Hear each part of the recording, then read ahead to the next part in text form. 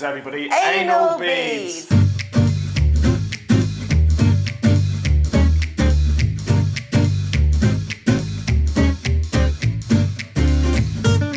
Well, hello, and welcome to Boozy and the Beast, How to Drink Better. Now, I don't know if you've noticed, but recently we've become quite famous and important, haven't we, Libby? Yes. My email inbox has literally been inundated by an email inviting me to a swanky party. This was a few weeks ago now, and we both went to said swanky party, and I was getting some funny looks whilst I was sipping on my champagne. And I can't remember quite what you said. I think it was along the lines of don't drink it out of a pint glass. Yes, that's exactly what you said, and so I asked Libby on that night to educate me on champagne. Yet again.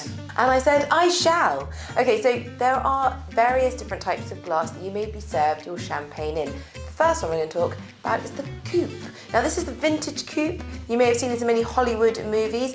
It was said to be modelled on Antoinette's breast.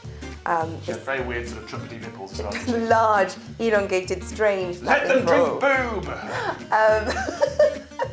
What? Yeah, sure. But that's actually not true, I'm afraid. Oh. These are not shaped, actually, that's a myth. But it's because when people started drinking champagne in the 1800s with these style of glasses, champagne was actually a sweeter, slightly more syrupy drink to the one we know of today, and therefore that really suited this style. Now, the problem with this is that because of the large surface area, your bubbles will escape really quick because it's shallow, bubbles hit the bottom, come to the top, and you lose the bubbles really quickly. They just fizzle out. Yeah, they fizzle out. So basically, this is really good if you want to look stylish. If you have a steady hand, though I kind of use it as a top tip, I know when I've had too many, because that's when it starts pouring over the edge. And also if you're drinking really quickly. Or a not tip. Or a not tip. What's it? Oh, a not tip. A not tip. That's Top very tip good. to not Top tip. tip to not tip. Brilliant. Yeah, I like that. That was a good tip.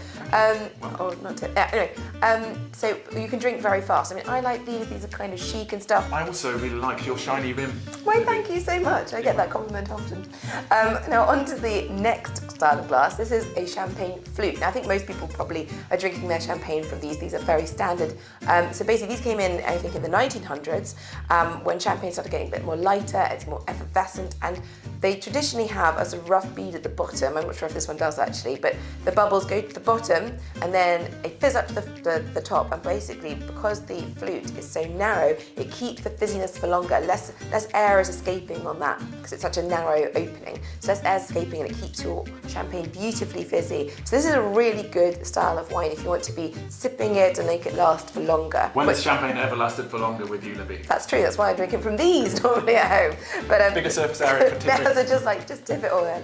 And also actually, I think these are traditionally meant to be the most generous volume, but I'm not sure if that's actually the case. But anyway, moving swiftly on, then this style, you may notice that if you go to fancy restaurants or events now, champagne will often be served in a more tulip style of glass. Just so you can put tulips onto it, the glass. Hey, that's actually why, yeah, would you like to demonstrate? Perfect fit. Just like that, everyone. So basically, the tulip style is meant to be the best of both worlds in the fact that it's obviously tapered, as you can see, and it's narrower than something like this. So it's got less surface area to keep your champagne fizzy. But because it's got that wider bowl to help the oxygen hit the wine and channel it to your nose, you'll be getting more of the aromas. And this is particularly good if you're drinking older champagnes, which will have more of those sort of brioche, toasty notes because they've sat on the lees for longer, or finer, more premium champagnes where you really want to get the most out of those aromas as well as the sparkle. So if you are drinking an older or finer champagne and you don't have a tulip-shaped glass, then a white wine glass, something like that, a smaller glass, will do just as well. Yeah, or presumably a wide-rimmed tankard would do the same job. I mean, yeah, I'd probably stay away from those if I were you. Though you could drink it from a shoe.